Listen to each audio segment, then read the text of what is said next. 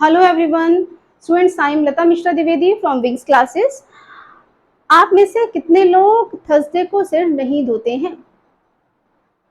या आप में से कितने लोग अभी भी बिल्ली अगर रास्ता काट जाए तो थोड़ी देर रुक जाते हैं या काम उस दिन नहीं करते हैं? और अगर आप ऐसा करते हैं तो ये भी बता दीजिए कि आप में से कितने लोग हैं जिन्होंने जो साइंस स्टूडेंट रहे हैं पूरा उम्र, ग्रेजुएशन तक या कम से कम 10th क्लास तक। 10th क्लास तो सभी ने पढ़ी होगी। स्टूडेंट्स, आज का जो टॉपिक है वो है साइंस हम बच्चों को क्यों पढ़ाते हैं। ठीक है, ये क्वेश्चन एग्जाम में कहाँ इंपॉर्टेंट है तो बता दूं कि सीटेट की सीटेट की जो साइंस पेडागोजी होती है उसमें ये 2 नंबर साइंस पेडागोजी 10 मार्क्स की आती है और इसमें जो 2 मार्क्स होते हैं वो इस पॉइंट पे होते हैं कि साइंस बच्चे को हम पढ़ाते क्यों हैं। लेकिन इसके अलावा मुझे लगता है कि हमारे बच्चे जो स्कूलों में जाकर साइंस पढ़ रहे हैं या जितने भी साइंस टीचर्स आप में से बनने वाले हैं जो जाके साइंस पढ़ाएंगे उन्हें जरूर पता होना चाहिए कि साइंस को पढ़ाया क्यों जाता है। जरा क्वेश्चन पूछ रही हूँ, मुझे जवाब दीजिए। साइंस हम बच्चों को क्यों पढ़ाते हैं? ऑप्शन नंबर 1 इज ताकि बच्चे दुनिया भर में जितने साइंटिस्ट हुए हैं उनके बारे में और उनकी डिस्कवरीज के बारे में, इंपॉर्टेंट डिस्कवरीज के बारे में जान जाए। नंबर 1। नंबर 2 इज साइंस इसलिए पढ़ाते हैं ताकि बच्चा स्कूल के एग्जाम में साइंस से रिलेटेड जो क्वेश्चंस आते हैं उनको आंसर कर पाए। नंबर 3 इज साइंस इसलिए पढ़ाते हैं ताकि बच्चा खुलकर सोच सके या बच्चा प्रश्न पूछ सके। ऑप्शन नंबर 4, साइंस इसलिए पढ़ाया जाता है क्योंकि वो स्कूल के करिकुलम का हिस्सा है और पढ़ाना होता है। फोर्थ स्टूडेंट बिल्कुल भी ठीक नहीं है, आपको पता चल रहा होगा। क्या फर्स्ट ठीक है? साइंस पढ़ाने का उद्देश्य क्या है? जितने भी साइंटिस्ट हुए हैं, जितनी भी उनकी डिस्कवरीज हुई हैं, उन सब के बारे में बच्चा जान जाए, इसलिए पढ़ाते हैं। जो डिस्कवरीज हो गई वो तो हो गई ना, उनके बारे में बच्चा जान जाता है, ओके, अच्छा है। लेकिन मुझे ये बताइए, जितनी डिस्कवरीज दुनिया में होनी थी वो सब हो चुकी या होनी बाकी हैं? आंसर इज होनी बाकी है। हालांकि बहुत डिस्कवरीज हो गई है। मैं ऑनलाइन क्लासेस के जरिए आप तक पहुंच रही हूँ, आप ऑनलाइन क्लासेस के जरिए चीजों को समझ रहे हैं। हम यहाँ से वहां तक इतना जो मीलों का डिस्टेंस है वो एकदम से कवर होता है। तो बहुत सारी जो तरक्की हुई है वो साइंस की वजह से हुई है। लेकिन क्या जितनी डिस्कवरीज हुई थी वो सब हो चुकी हैं? अब इसके बाद कुछ बाकी नहीं रह गया, ये भी होना बाकी है? आपको पता है, आपका आंसर होगा ये होना बाकी है। कौन करेगा? हम करेंगे नहीं कहना, क्योंकि आपकी तो एज अब हो गई होगी अगर आप मुझे सुन रहे हैं, है ना। आपके द्वारा पढ़ाए हुए बच्चे इनको करेंगे। कैसे करेंगे? जब हम उन्हें साइंस के फैक्ट्स बता देंगे या वो खुलकर सोचना सीखेंगे? आंसर इज वो खुलकर सोचना सीखेंगे, है ना। अब आज से 50 साल पहले कोई सोच नहीं सकता था कि इस तरह की कोई टेक्निक आएगी। एक टेलीग्राम भी कहीं से भेजा जाता था जब कुछ इंपॉर्टेंट न्यूज होती थी तो उसे भी पहुंचने में 7 दिन 15 दिन लगते थे। और आज हम इंस्टेंटली एकदम से एक दूसरे के संपर्क में हैं। 50 साल पहले हमने नहीं सोचा था। अगले 50 साल का जो होगा वो अभी हम नहीं सोच पा रहे हैं कि वो क्या हो सकता है। लेकिन हाँ, कुछ जादू सा जरूर है। आज से 50 साल पहले, 100 साल पहले जो व्यक्ति अगर वो दोबारा जिंदा हो जाए तो उसे ये जो दुनिया है वो मैजिक लगेगा। ये साइंस का जादू है स्टूडेंट्स, और साइंस आपकी जिंदगी को आसान बनाती है। और अब जो नेक्स्ट इन्वेंशंस होंगी वो कौन करने वाला है? वो आपके बच्चे करने वाले हैं जिन्हें आप पढ़ाएंगे। अब अगर आपने साइंस को उस तरह से पढ़ाया तो ही वो हो पाएगी, और अगर आपने नहीं पढ़ाया तो नहीं हो पाएगी। सो जो क्वेश्चन का आंसर था वो क्या था? थर्ड, ताकि बच्चा खुलकर सोच सके या बच्चा प्रश्न पूछ सके। अब कैसे पूछेगा? साइंस आपने कैसे पढ़ी थी? क्या साइंस पढ़ने और हिस्ट्री के पढ़ने में कोई फर्क था? जरा याद करके बताइए। हिस्ट्री में एक राजा हुआ करता था, उसके बारे में ये बातें पढ़नी है, या एक आर्किमिडीज का सिद्धांत था और वो हमें बता दिया जाता है, समझा दिया जाता है। अगर इस तरीके से पढ़ाई जा रही है तो साइंस और हिस्ट्री दोनों में कोई फर्क नहीं रह जाता है स्टूडेंट्स। आपसे सीबीएसई जो उम्मीद करता है वो क्या करता है? जो अच्छे स्कूल्स हैं, अच्छे साइंस टीचर्स हैं, वो इन चीजों को कर रही हैं। क्या करता है स्टूडेंट्स? आप क्लास में गए हैं, मान लो 6 क्लास में गए हैं और आपको आर्किमिडीज का सिद्धांत ही पढ़ाना है। आपके पास 2 ग्लासेस हैं, दोनों ग्लासेस में पानी है और आप एक नींबू लेकर भी गए हैं। आपने नींबू को एक गिलास में डाला, पूछा बच्चों से कि बच्चा ये तैरेगा कि डूबेगा। फिर आपने क्या किया? उसी नींबू को क्या मानते हो, तैरेगा कि डूबेगा? बताइए जरा। नींबू का जो वेट होता है, नींबू बेसिकली पानी में पूरा तैरता भी है, कई बार बड़ा हो साइज तो डूब भी जाता है, और आधा डूबा हुआ भी तैरता है, थोड़ा वो इक्वल सा हिसाब किताब होता है। अब आपने अपने हिसाब से नींबू सेट किया है कि वो पानी में ना डूबा हुआ तैर रहा है, बेसिकली डूबा नहीं है पूरा। अब आपने उस पानी में नमक मिला दिया और फिर से उस नींबू को उसमें डाला, अब वो तैर रहा है। आप बच्चों को ये चीज दिखा रहे हैं, पूछ रहे हैं कि नींबू पहले पानी में तैर रहा था, नींबू पहले पानी में डूब गया था, सॉरी पहले वाले में पानी में ऐसा लेना है हमने कि नींबू डूब जाए और जब नमक मिला दिया तो वो तैरता है। बच्चे से क्वेश्चन पूछे कि ये हुआ क्या, पहले ये डूबा था अब तैरा है, क्यों हुआ है ऐसा? बच्चे क्या जवाब देंगे? बच्चे अंदाजा लगाएंगे, अनुमान लगाएंगे। क्या कहेंगे वो कहेंगे कि पहले हल्का था इसलिए जब हल्का है नींबू पानी से तो वो तैर रहा है, जब नींबू पानी से भारी है तो वो डूब गया। तो ऐसा कुछ वो कहने की कोशिश करेंगे और एक्सप्लेन करने की कोशिश करेंगे। आपको अगली चीज के लिए तैयार रहना है। आप एक सुई लेते हो, आप कहते हो कि सुई पानी से हल्की है कि भारी है। जो साइंस टीचर्स हैं वो सब इस तरह की चीजों करते हैं। तो देखिए सुई पानी से हल्की है, सुई बेसिकली हल्की होती है कि भारी होती है? बच्चा कहेगा हल्की है। आप उसे डालिए, क्या डूब जाती है?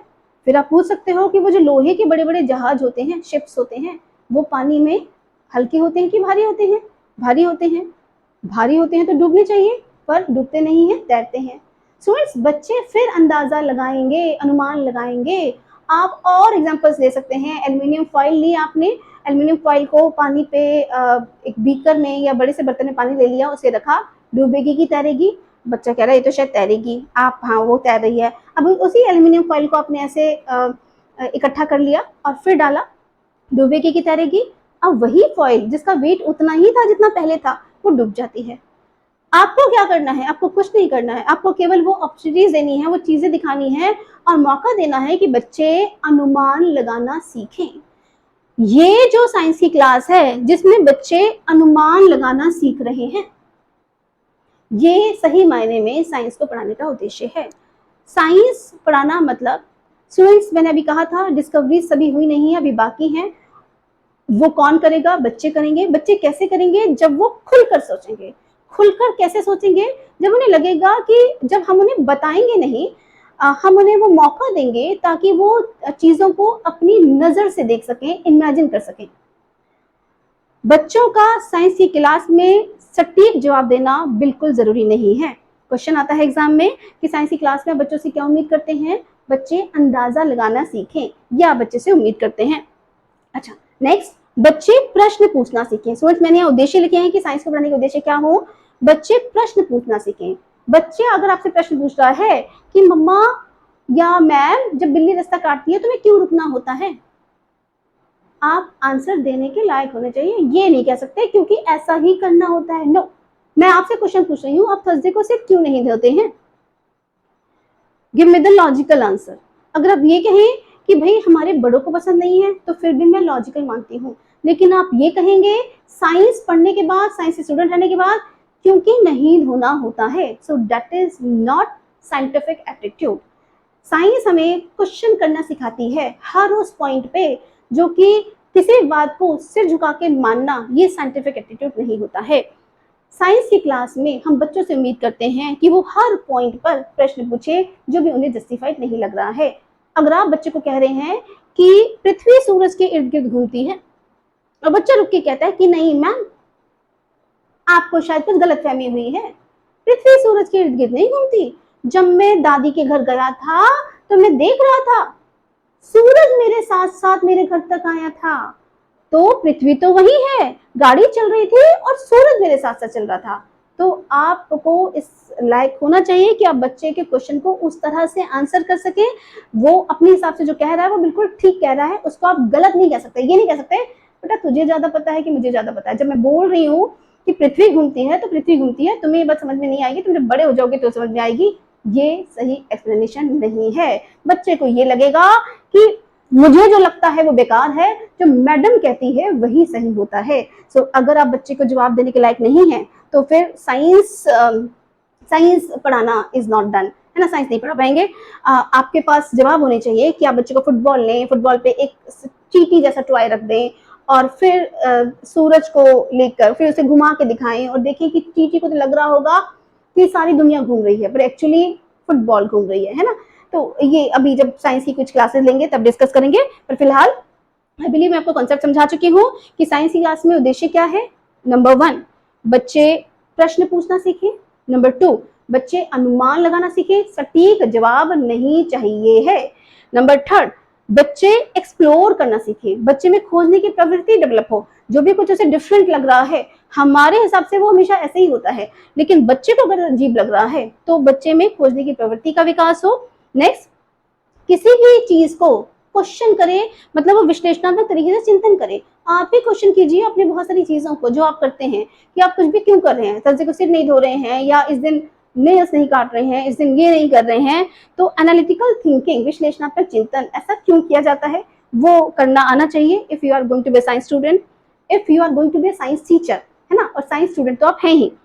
आलोचनात्मक चिंतन, कोई भी चीज है उसका पॉजिटिव के साथ साथ नेगेटिव पहलू को भी देखना आना, इसको हम कहते हैं क्रिटिकल थिंकिंग। और आजकल जो नया सिस्टम ऑफ एजुकेशन आया है उसमें इस चीज पर विशेष बल दिया गया है। जैसे मैंने ही आपसे पूछा कि अगर आप सारी उम्र साइंस पढ़ने के बाद क्रिटिकल तरीके से नहीं सोच रहे हैं, जो चली आ रही चीजें हैं उनको आलोचनात्मक तरीके से चिंतन नहीं कर पा रहे हैं, तो इसका मतलब जो एटीट्यूड है वो साइंटिफिक नहीं है। और जो भी व्यक्ति समाज में जो गलत चीजें हो रही हैं या कुछ भी ऐसा हो रहा है जो समझ से परे है, उस पर क्वेश्चन उठाना जानता है या एटलीस्ट उस पर सोचना जानता है क्रिटिकल तरीके से, तो वो आलोचनात्मक चिंतक है, उसमें साइंटिफिक एटीट्यूड है, बेशक वो आर्ट्स का स्टूडेंट क्यों ना रहा हो। नेक्स्ट, अंधविश्वासों से, साइंस स्टूडेंट होने के बाद आप सिर झुका के हर चीज को बिना लॉजिक के नहीं मानेंगे। मैं ये नहीं कह रही हूँ बात ना माने, बात माने, लेकिन लॉजिक पूछने के बाद फिर आपको बात मानना बनता है। अगर आप हमारे छोटे छोटे बच्चों को साइंस की क्लास दे रहे हैं तो उसे किस तरीके से दिया जाए कि बच्चों में इस तरह का एटीट्यूड डेवलप हो, बच्चे में साइंस के प्रति इंटरेस्ट डेवलप हो, बच्चा कुछ वो चीजें खोज पाए जो आज मुझे और आपको नजर नहीं आ रही हैं, बच्चा कुछ उन चीजों को खोज पाए। इसके लिए आपको बच्चों को साइंस को पढ़ाने के तरीके बदलने होंगे। एनसीएफ में लिखे हुए हैं वो तरीके क्या हैं। इंडक्टिव मेथड, आगमन विधि, प्रॉब्लम सॉल्विंग मेथड, समस्या समाधान विधि, जो मैंने अभी लिया था ग्लास वाला एग्जाम्पल। साइंस को इस तरीके से अगर आप पढ़ाएंगे तो वो समस्या समाधान विधि होगी। बाकी हर विधि का बहुत डिटेल है कि इन विधियों से साइंस को कैसे पढ़ाया जाता है, ये कहीं ना कहीं कमी है, नहीं सिखाया जाता है, या बहुत जगह इसको करने की जरूरत है। देन इज ह्यूरिस्टिक मेथड, स्वतः शोध विधि, इन पर आपके एग्जाम में क्वेश्चन आते हैं। ये सब साइंस को पढ़ाने की विधियां हैं। ह्यूरिस्टिक मेथड में बच्चे को लैब में छोड़ दिया जाता है और वो अपने आप चीजों को करना सीखता है। मेथड्स ऑफ टीचिंग जब हम कभी लेंगे तब इन चीजों को डिस्कस करेंगे। देन इज एक्सपेरिमेंटल मेथड, प्रयोग करके चीजों को फाइंड आउट करना, ये प्योरली साइंटिफिक है। And then is laboratory method, प्रयोगशाला विधि, जहां बच्चे को लैब में छोड़ा जाता है और वहां अपनी चीजों को खुद करता है। स्टूडेंट्स, सेशन का उद्देश्य था एनसीएफ 2005 साइंस को पढ़ाया क्यों जाता है। 2 से 3 नंबर आपके सीटेट एग्जाम में तो बनते ही बनते हैं, बाकी रीट में, रीट प्लस बी में जितने भी टीचिंग एग्जाम्स होते हैं उनमें ये चीजें थोड़ी थोड़ी सी आती हैं। मटेरियल आपको कई जगह मिल जाता है, पर जो बेसिक पॉइंट है कि क्यों पढ़ाया जाता है वो मैंने समझाने की कोशिश की है। अगर आपको लगता हो कि आपको कुछ चीजें समझ में आ रही हैं तो आप इसे लाइक कर दीजिएगा। प्लस अगर कोई क्वेश्चन हो इसमें से तो वो क्वेश्चन कमेंट बॉक्स में जरूर डाल दीजिएगा, मैं नेक्स्ट वीडियो में लेने की कोशिश करूंगी। Thank you students, thank you very much.